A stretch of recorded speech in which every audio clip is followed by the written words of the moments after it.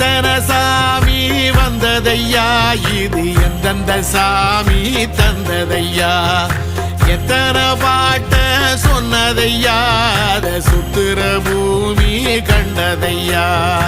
அடிச்சு வீசும் காத்துலையும் அந்த தகப்பனாச சுத்துதையா,